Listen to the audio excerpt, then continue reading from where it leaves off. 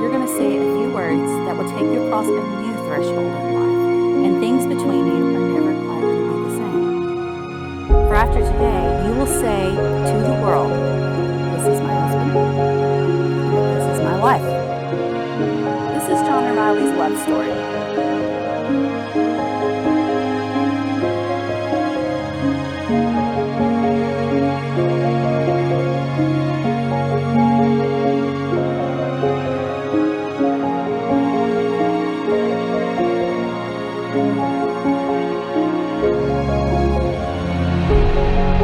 The most remarkable moment in life is when you meet the person who makes you feel that life is complete. The person who makes the world a beautiful and magical place. The person with whom you share a bond so special that it transcends normal relationships and becomes something so pure and so wonderful that you can't imagine spending another day of your life without them. For John and Riley, this happened about 5 years ago. Look at one another and remember this moment.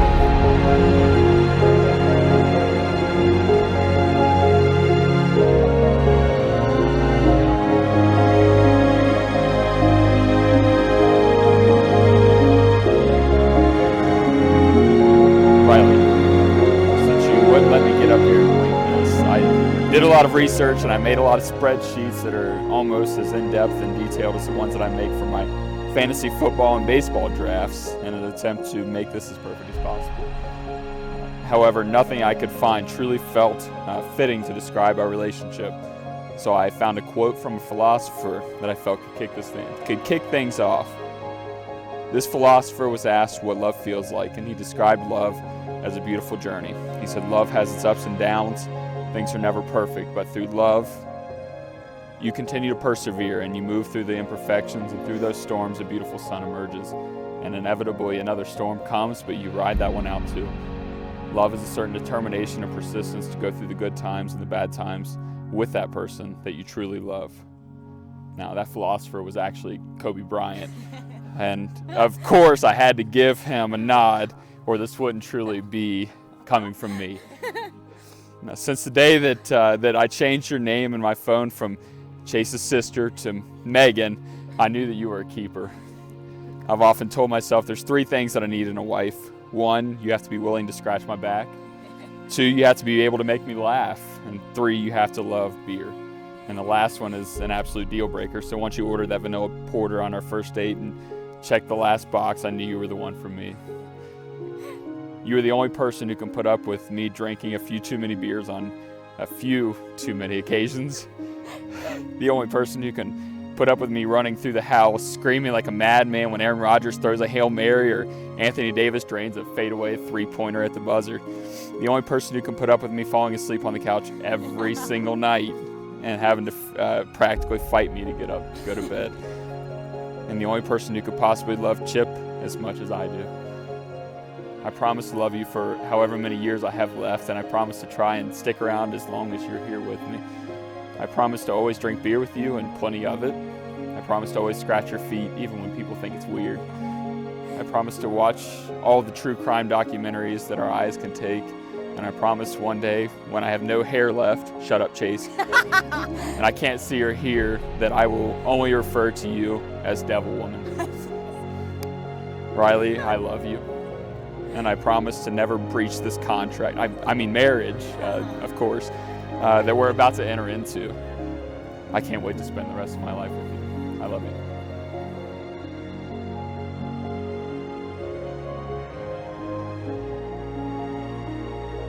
John, I can't believe this day is finally here. Our love story seems like it started a lifetime ago. Hindsight is 20/20, and it's easy looking back on these last 5 years to say that I knew it was you all along. But to be totally honest, something about you always felt like home. Like the line from our favorite rom-com, sometimes you just know the way you know about a good melon. I can pinpoint 3 major moments early on that happened in our relationship that led me to believe that I would marry you. The first came before we were officially dating. You had texted me how much you loved that I was sassy. You were the first man to ever compliment my sassiness and see it as a positive trait and not a negative. At that point, I knew I never had to apologize for who I was or explain myself. You understood me. So I promise to always love and appreciate you for exactly who you are. You'll always be free to be your most authentic self. Yes, that means embracing your inner sports maniac, which causes you to lose your mind and scream through the house when Aaron Rodgers throws a Hail Mary. And your OCD side, which leads you to creating masterpiece spreadsheets for fantasy football and recleaning all the spots in the house that I've already cleaned. The second moment came when you were studying for your first law school finals. I had suddenly become ill, and after being stubborn about not going to the hospital, you finally convinced me. Our entire ER trip lasted till about 2 or 3 in the morning. You never complained about needing sleep, and you never complained about needing to study, and you even took care of me when I was bedridden for the next 5 days. I knew then that you were selfless, and that you would always put my needs before yours. So I promised to always be selfless in our marriage.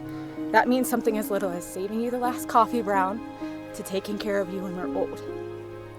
The third moment came after I graduated from DAP.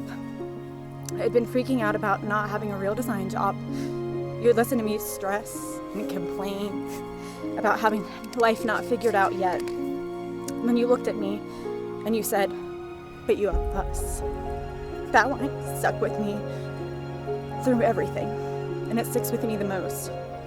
Through moving to New York and back, long distance dating, job stress, home buying, I'm always reminded that through all the dots, all the overthinking, I have you.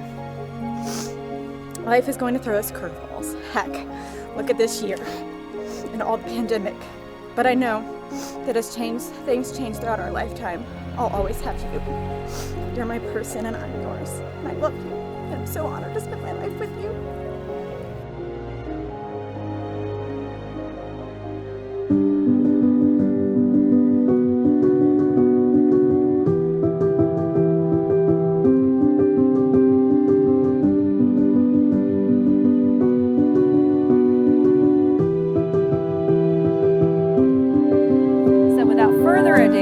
By the power vested in me by the great state of North Carolina, it is my honor and my delight to declare you husband and wife. You may now kiss each other.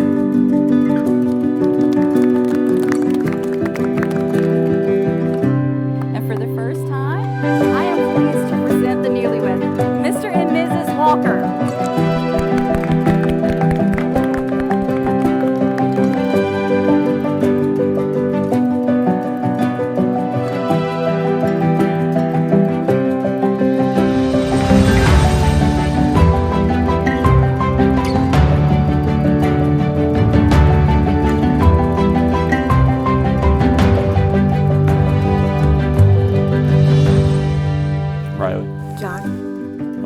Always be a reminder. Let this ring always be a reminder. My promises to you. My promises to you. And the unwavering bond between us. The unwavering bond between us.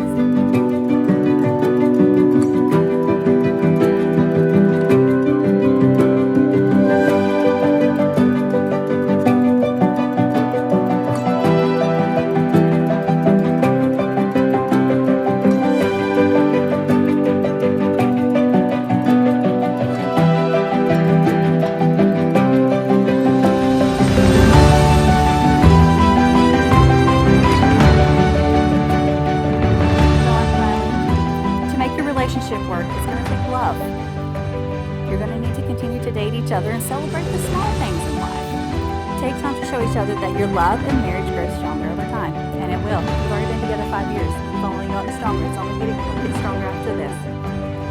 It will take trust to know that in your hearts, you truly want what is best for each other. It will take dedication to stay open to one another and to learn and grow together. It will take loyalty to go forward together without knowing exactly what the future brings. And it will take commitment to hold true to the journey you have both pledged today. I wish you a lifetime of happiness together, and I know all of your friends and family do as well.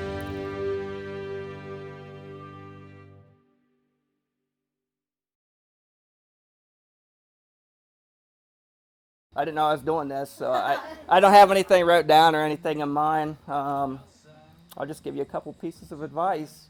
One, don't ever let the fridge run out of beer. I mean, that's a given. And then 2 is don't talk shit in the middle of Uno. To me or John, if you talk shit to one of us, that's to both of us. You know what happens when you do. Hole gets put in the wall. That's about it. Welcome to the family. Cheers to that. For my little sap smush over here, I got a little speech planned for you. Riley, if you ever wondered what friendship should look like, I'm happy to say that I have an answer for them. Someone who is consistent, like when Dab gave us our 3rd all-nighter that week, you were there to stay up with and kept me going. A friend is a person that you enjoy being around. Our weekends at Woody's usually consisted of so much fun, our brains couldn't retain the memories. But a friend shows their true colors when you need comfort. Riley and Papa John's work tandemly to fix any bad days. After spending a few years with Riley, I was quick to understand her behaviors. And when she kept visiting Chase so much and was only slightly less keen to attend happy hours with me, I soon realized someone was responsible for this shift. Chase, are you still shocked this is happening? John, this goes without saying, but you are gaining an amazing friend for life who will be up late with you, celebrate all your momentous occasions, and stand beside you during the rainy days. And while I'm sorry she only knows how to make refried beans and tomato soup, her love for you reaches far and wide, transcends time and space, and may just be greater than your love of sports. You showed her that there is a difference between a boy who kind of likes you and a man who wants her soul next to his forever. Together you built a home full of love, and I think Chip's lifestyle reflects this. Your marriage isn't just what we all witnessed here today. It's a decision the two of you will make each day to continue to love and respect your friendship and bear your souls to one another. What an honor it has been to watch the beginning of John and Riley, but I think we are almost excited to see for what's to come. You two create so much laughter and happiness that even the darkest corners of the Smoky Mountain reached your light. I love you guys, and farewell, Megan. Cheers. Long time ago, many decades ago, I read something. I'm sorry I can't recall the author, but it simply goes, may you find happiness in your new beginning, and may you love each other forever after. But if tears should roll down your cheeks, may they only be from laughter. That's my wish. Okay? Cheers. Cheers.